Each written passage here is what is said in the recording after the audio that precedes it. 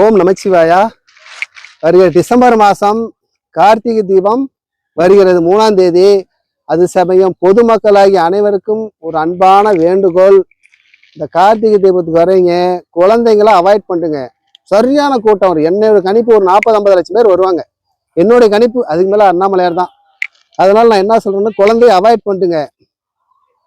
வரவங்க இந்த கடை வீதியில நிறையா கிரிவல பாதையில சாப்பாடு கொடுப்பாங்க, அன்னதானம்லாம் போடுவாங்க. இந்த மாதிரி தீனி பண்டம்லாம் நல்லா கொடுப்பாங்க. சாப்பிட்டுக்கிட்டு எல்லாம் கண்ட இடத்துல போடாதீங்க, புரியுதுங்களா? எல்லாம் குப்பை தொட்டி, நம்ம திருவண்ணாமலை மாநகராட்சி குப்பை தொட்டி அங்கங்கே வச்சிருக்காங்க, அங்கங்கே போட்டுட்டு போங்க. இந்த திருவண்ணாமலையை சுத்தபத்தமாக வச்சிருங்க. அதே மாதிரி இந்த தூய்மை பணியாளர்களுக்கு ரொம்ப கஷ்டத்தை கொடுக்காதீங்க.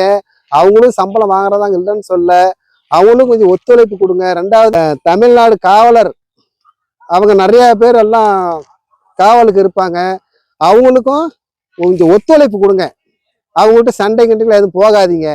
நம்ம நல்லா போகணும் வரணுங்கிறதுக்காக தான் அந்த காவலர்கள் நம்மளுக்கு பாதுகாப்பு கொடுக்குறாங்க, தமிழ்நாடு போலீஸு. அதனால அந்த காவலர்களுக்கும் கொஞ்சம் ஒத்துழைப்பு கொடுங்க மக்களே. அதே போல இந்த கிரிவல பாதையில வரீங்க பார்த்தீங்களா, ஒருத்தருக்கு ஒருத்தர் இடிச்சுக்கிட்டு இந்த நிறைய பேர் நான் பார்த்துருக்கேன், சண்டை பண்ணிக்கிட்டு கோவப்பட்டுக்கிட்டு அந்த மாதிரிலாம் போகக்கூடாது. ஒரு புனிதமான தலம். நம்ம எப்படி வீட்டில் இருக்கிறோமோ அதே மாதிரி யாருக்கு ஒன்றுக்கு சண்டை போட்டுக்காது கோச்சிக்காம போங்க. இது புனிதமான இடம், நம்ம ஊடு கிடையாது. அதுபோல் கண்ட இடத்துல எச்சு துப்பாதீங்க. குப்பை தொட்டி பக்கம் ஒரு ஓரமாக துப்பி விட்டுருவாங்க, அதை மெரிச்சிட்டு அப்படியே கோயிலுக்குள்ளே போயிடுறாங்க.